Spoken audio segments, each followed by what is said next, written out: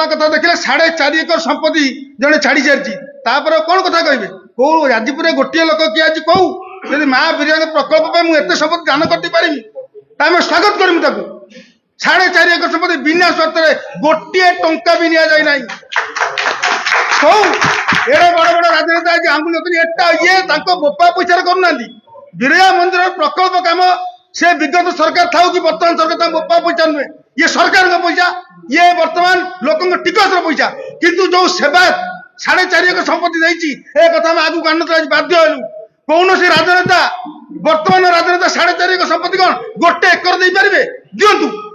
आम बिरजा मंदिर प्रकल्प जदि पूर्व नक्शा अनुसार संकुचित करा जाए आमे एठी